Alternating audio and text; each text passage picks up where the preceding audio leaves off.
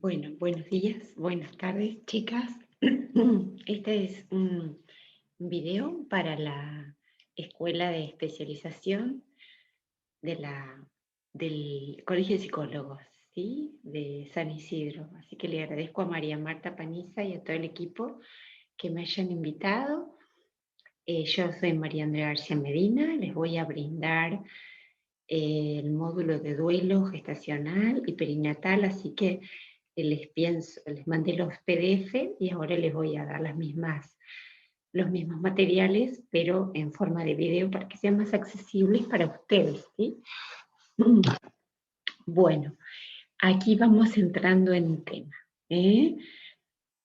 Les voy a dar una pequeña introducción.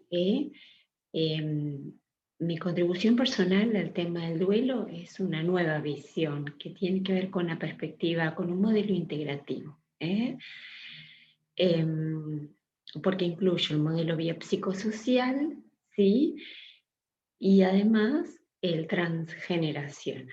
Entonces esto habla de una mirada quizás un poco más integradora, que incluye como desde las perspectivas sistémicas, psicoanalítica, bueno, la integración de distintas corrientes. Entonces, y en particular, esta visión que yo les voy a brindar es diferencial porque todas las corrientes que trabajan y en duelo gestacional y perinatal también, en todos los enfoques, el objetivo final es la aceptación y el despedirse, la despedida, para continuar con la vida. En este sentido, trabajan todos los autores y las corrientes teóricas desde el concepto de resiliencia, de transformación y de, finalmente, aceptación de la realidad y de continuar con la vida. En realidad, yo doy un paso más que tiene que ver con que las madres, los padres, las figuras maternantes y paternantes, las familias, no están en condiciones de despedirse. Entonces lo que yo hablo es un concepto de quizás de revinculación, donde ellos puedan de alguna manera conservar, ¿sí? Desde el recuerdo, estos hijos, en lo simbólico, saber que ellos van a ser incluidos y van a ser integrados en el sistema familiar. Yo hablo del concepto de inclusión y de integración. Estas madres y estos padres no están en condiciones de despedirse, hay una promesa inconsciente de no olvidar jamás a estos hijos, por lo cual nosotros avanzamos en esta propuesta que tiene que ver justamente con la inclusión. Esto es básicamente la gran diferencia con otras líneas. Vamos a hacer una pequeña...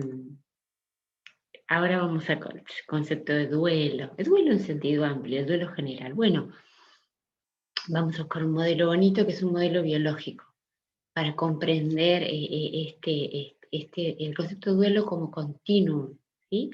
Nosotros en la respiración, si no exhalamos todo el aire, no podemos inhalar aire nuevo. Si no soltamos todo el aire, no podemos estar receptivos, ¿sí? Para tomar ese aire, en esa inhalación. Bueno, este es el movimiento del duelo que les quiero mostrar como un continuum.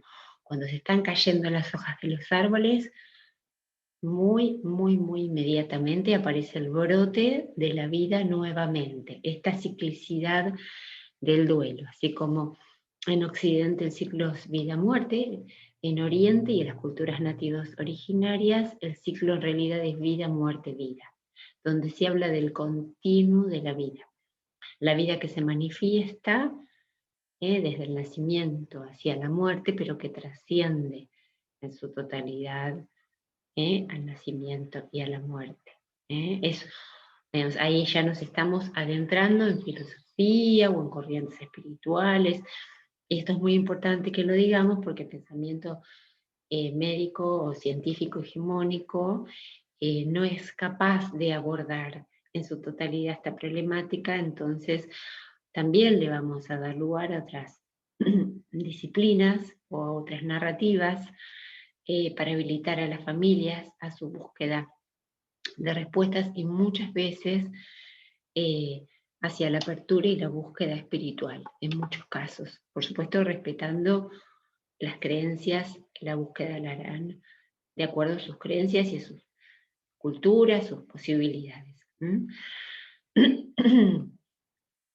Bueno, acá hablo de mi integración propone una nueva visión del duelo saludable, no solo como proceso de elaboración de una pérdida, sino como un proceso de integración, de construcción, consolidación y fortalecimiento de la identidad. O sea, el duelo es mucho más que el duelo tiene muy mal marketing, nosotros vamos a tratar de jerarquizar este campo de conocimiento, justamente. Decimos que el camino del duelo nos interpela la búsqueda del sentido de la existencia, nos interpela la percepción y en las representaciones acerca de la constitución de la realidad en su totalidad.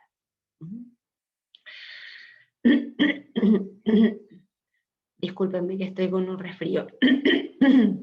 Entonces propongo un abordaje del duelo que apunte a revisar, a resignificar, a reconceptualizar una mirada renovadora, que nos da, en el sentido que nos da también la oportunidad de recuperar la capacidad de sentir, de liberar un caudal de emociones y de sentimientos que no pudieron ser integrados en el momento por los mecanismos de defensa en el momento del trauma.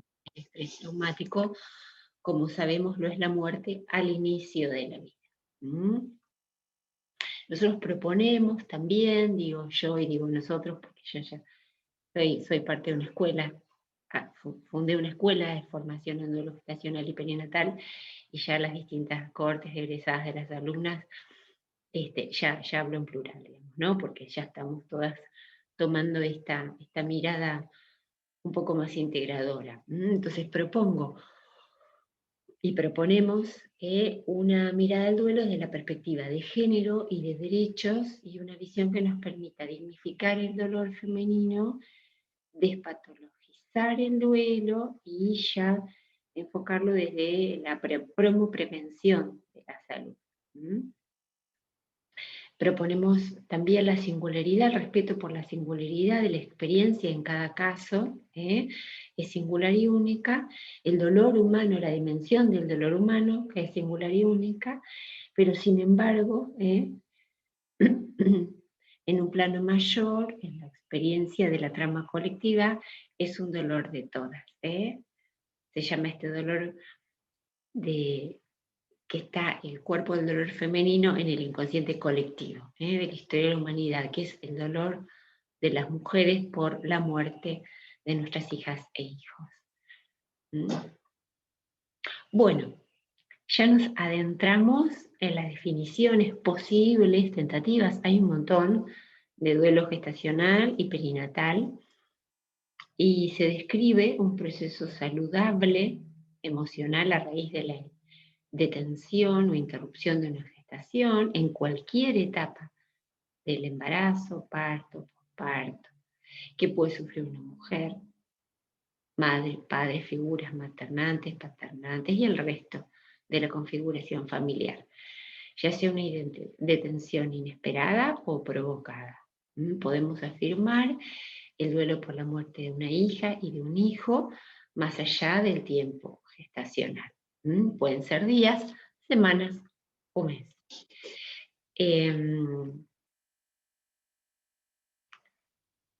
Acá vemos que Mónica Álvarez, que ha sido mi formadora años atrás, ella decía, la pequeña experiencia embrionaria o fetal no le quita la calidad de vínculo con ese hijo. Ahí ya vamos a ver la dimensión subjetiva y singular, diferencial, en el caso a caso. A mi modo de ver, hay 3 tipos de pérdidas y duelos. las naturales, espontáneas, no deseadas, las que irrumpen por sorpresa, las detenciones voluntarias, llamadas la ILE, IVE, y la interrupción terapéutica, que es por una decisión conjunta entre la familia y el equipo médico cuando aparecen malformaciones, diagnósticos fetales de incompatibilidad con la vida o de riesgo para la salud integral de la mujer. Y por último, las que son producidas o resultantes de la violencia obstétrica, que lamentablemente esto es algo que sucede.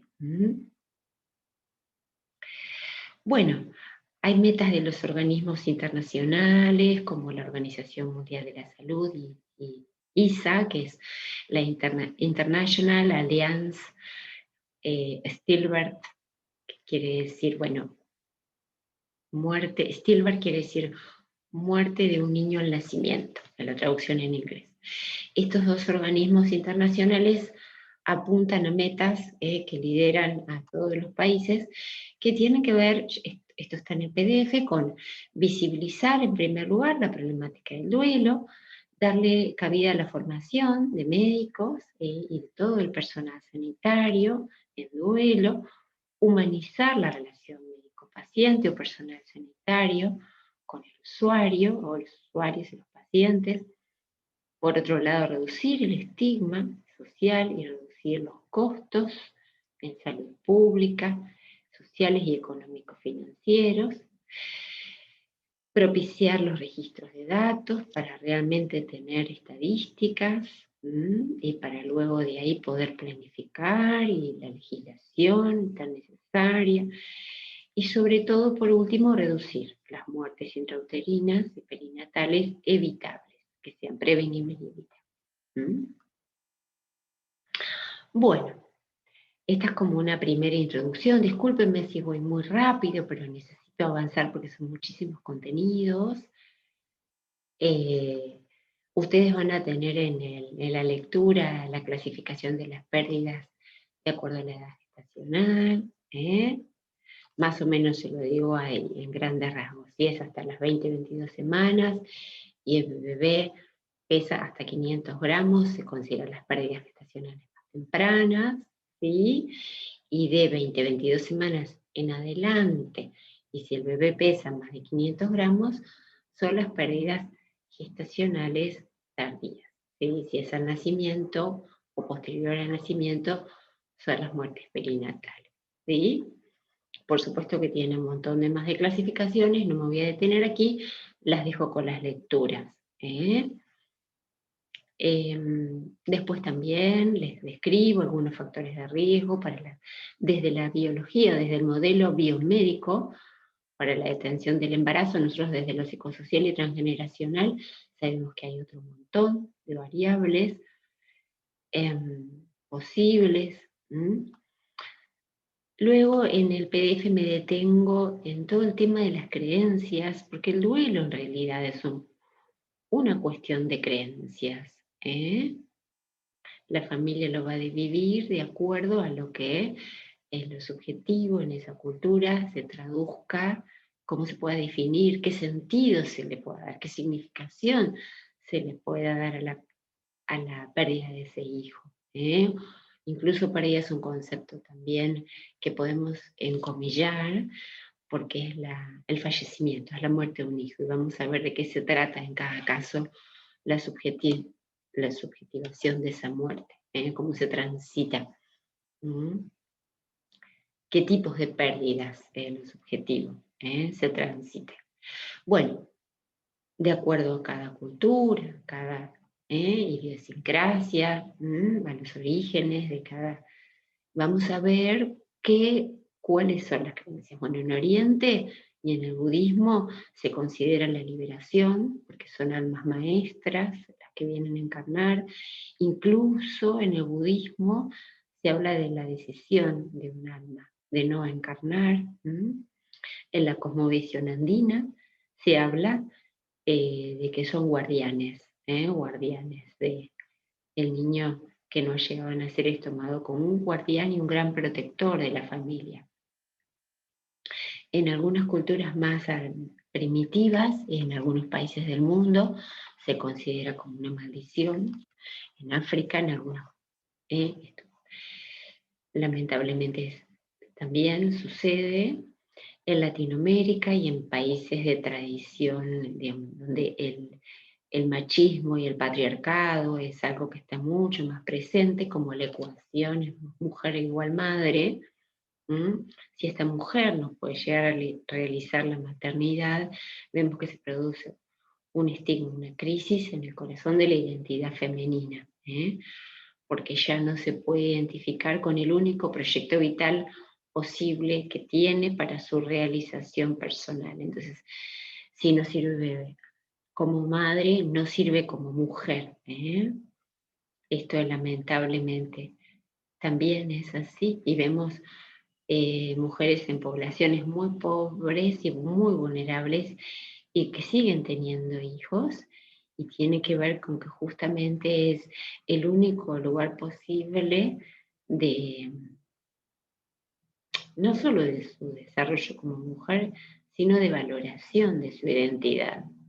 Y por eso después esos hijos siguen atravesando hambres y carencias emocionales, afectivas y materiales, también lamentablemente.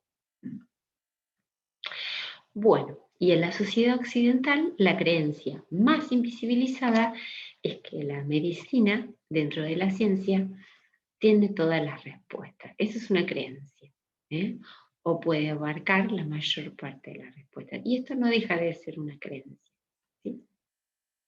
Entonces, lo que se ha dado a llamar, ¿no?, el poder médico hegemónico, que es el conocimiento científico, racional, androcéntrico, ¿sí?, entre otros modos de conocimiento que se, digamos, desestima o subestima y desprecia en muchos casos otros tipos de conocimiento, que son las inteligencias múltiples que desarrollamos las mujeres. Y que podemos desarrollar todos los seres humanos, que es la inteligencia vincular, relacional, emocional, intuitiva, incluso la inteligencia espiritual. Y acá voy a leer un texto maravilloso de Diana Mafia y editores en una publicación que se hizo en el año pasado, tomado de apuntes epistemológicos de cuadernos feministas para la transversalización. Dicen así: lo que sabemos las mujeres y también las identidades disidentes, no binarias, sobre nuestros cuerpos y nuestra subjetividad está desmentido por el discurso tradicional de la medicina y la psiquiatría, que pesan como autoridad sobre la construcción social, política y jurídica. Fuertísimo. Bueno, yo no... se los dejé recuadrado porque es un texto muy valioso, pero no voy a adentrar porque ustedes lo tienen y me parece que vamos a avanzar un poco más. Así, estas cuestiones epistemológicas, esta pedagogía o esta epistemología también de los feminismos, del campo de los feminismos, es muy importante que nos posicionemos desde acá. Porque el problema no es el discurso de la ciencia ni de la medicina. El problema es que sea el único discurso permitido, validado, que se vuelva totalitario y que se imponga sobre otros, que colonice, que se otorgue la representatividad del conocimiento y como única metodología posible para la construcción del conocimiento. Nosotros entonces, en la escucha de los relatos de las mujeres, de este modo, nos abrimos la escucha, la percepción y ampliamos la posibilidad de alojarlas en sus relatos sin desestimar muchas veces lo que, si estamos muy apegados a un modelo teórico, podemos no escuchar, podemos desestimar o quitar valor a algunos aspectos de su relato o algunas de sus manifestaciones. Entonces, esta ampliación de la mirada tiene que ver con esto, con no dejar afuera, con no dejar afuera y que nuestro marco teórico no nos impida seguir escuchando. Por supuesto que el psicoanálisis es un marco teórico donde la escucha es hacia lo menos significativo. Entonces el marco teórico del psicoanálisis sí nos habilita a una escucha, la escucha de la escucha, dirían distintos autores. Pero como el duelo gestacional y perinatal es un campo de conocimiento donde confluye el modelo biomédico con la psicología, y muchas veces la psicología cognitiva, este es el riesgo que podemos llegar a correr, ¿sí? Entonces, de nuevo, la invitación es hacia abrir la escucha y la mirada. Porque lo que estamos planteando es el discernimiento y la tendencia de que cualquier discurso se pueda volver totalitario, con la pretensión de descalificar o dejar afuera otros discursos, saberes y prácticas. Bueno, ¿por qué? Especialmente porque en el campo del duelo se nos va a abrir en las familias, en las personas que lo atraviesan, una necesidad y una búsqueda mayor de dar sentido, de atribuciones que quizás a nosotros nos parezcan mágicas, están fuera de realidad, pero es la búsqueda del sentido y la atribución de la experiencia que nosotros debemos respetar o intentar respetar a las personas que estamos acompañando. Entonces, porque acá hay una cuestión, y es que lo que produce la muerte al inicio de la vida es el derrumbe de las creencias, ¿sí? Porque hay leyes biológicas que nos dicen que cuando hay una concepción y un embarazo hay una vida por delante. Entonces, irrumpe la muerte al inicio de la vida. Esto es lo impensable, lo inimaginable, algo del orden de lo absurdo, de lo inadmisible. Entonces no solo es la muerte, sino que se derrumba esa cosmovisión, ese edificio de creencias que tenemos los seres humanos para explicar la realidad y para dar sentido a la realidad. Eso se derrumba. Entonces, este es el riesgo y con esto tenemos que trabajar. Porque se desestabiliza, crisis de identidad, lo podemos llamar también. Bueno, evidentemente las etapas del duelo luego lo vamos a ver. En la primera fase del duelo probablemente haya una crisis de identidad, o despersonalización, transitoria, trauma, estrés postraumático, todo esto sucede, porque la realidad se desmorona, queda como en pausa, se detiene, se congela. Pero bueno, no me voy a adelantar. Entonces, bueno, acá les dejo los textos que son muy bonitos. Yo hago el paralelo con las madres y las abuelas de Plaza de Mayo, en el sentido de que es los duelos sin cuerpo, ¿no? Los desaparecidos en nuestro país han sido duelos que no han podido ser, sí, han podido ser tramitados gracias a, a este abrazo colectivo que nos dieron la posibilidad las madres y las abuelas de Plaza de Mayo, y hago un homenaje porque digo los CNN en nuestro país, los duelos sin cuerpo, y hago este paralelo con con estas hijas e hijas que a veces no hay representación psíquica para el cuerpo, para la identidad, y eso hace que sean duelos mucho más difíciles de tramitar y de resolver, ¿no? Por eso hago un homenaje, un homenaje. Y hago un homenaje porque fíjense qué interesante, las madres y las abuelas usan una metáfora y es hijos que parieron a sus madres. Y esto es muy interesante porque, y acá tenemos que respetar, porque indudablemente esas mujeres a través de esta lucha colectiva lograron realizar una gran obra y una gran transformación social, nada más y nada menos que la vuelta a la democracia en nuestro país y la restitución de la identidad de los nietos de los hijos de los desaparecidos. Bueno, por eso yo digo que el dolor, cuando es, eh, cuando es visto, es reconocido, es validado socialmente y es entramado desde las asociaciones de madres, padres y familias, o muchas veces desde las tribus de mujeres, eh, desde lo social, puede dar lugar a grandes procesos de transformación, construcción y transformación social. O sea que el proceso de duelo, cuando es colectivo, puede dar lugar a un cambio colectivo. Esto es lo que yo apunto siempre, que es un dolor que tiene que ser reconocido, que es un dolor viejo de nuestras madres, abuelas y ancestras, y que es un campo que debe ser reconocido, porque de ese modo, desde lo social y desde lo colectivo, es un campo de fuerza, es un campo de fuerza al servicio. De lo evolutivo incluso. Es un salto que tenemos que dar y creemos que es posible que este sea el momento histórico donde podamos dar lugar a todo ese dolor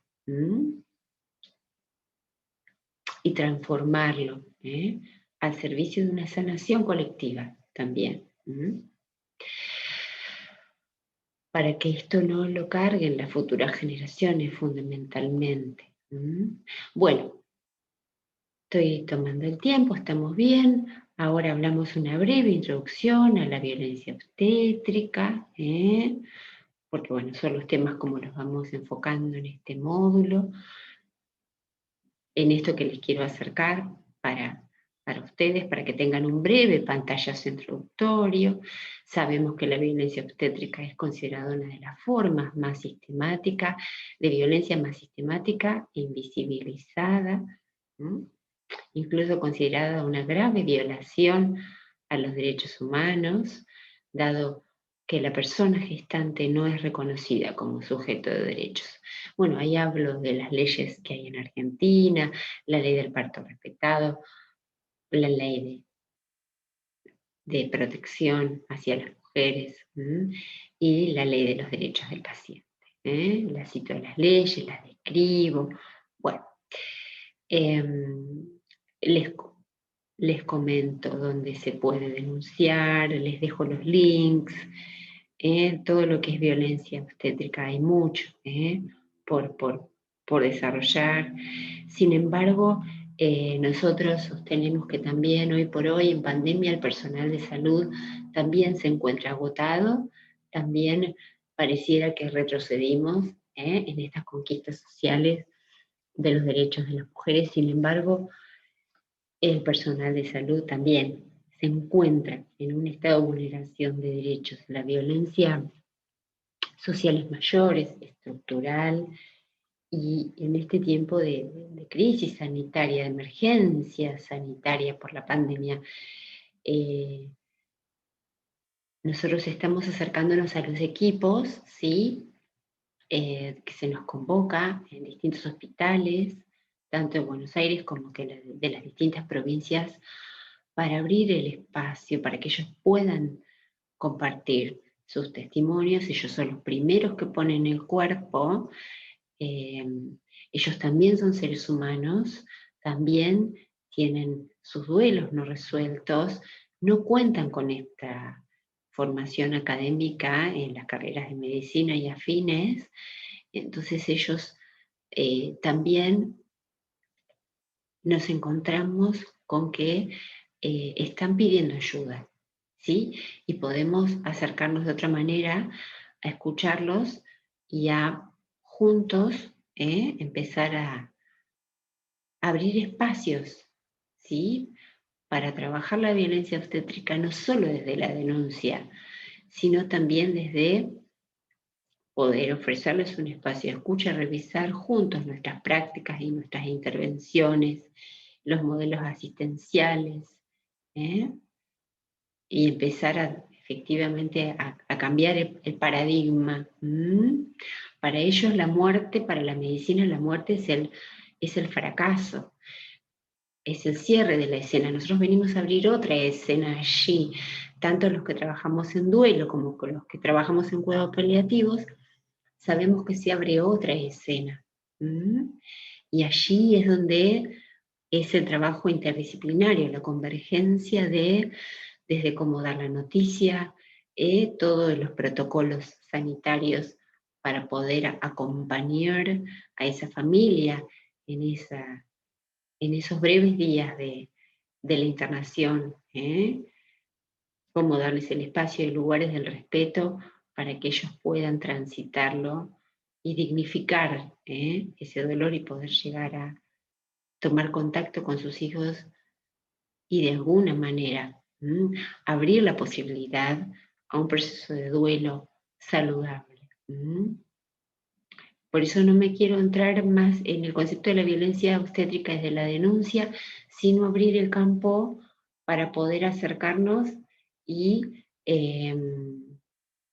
trabajar desde otro lugar, trabajar junto con ellos. Bueno,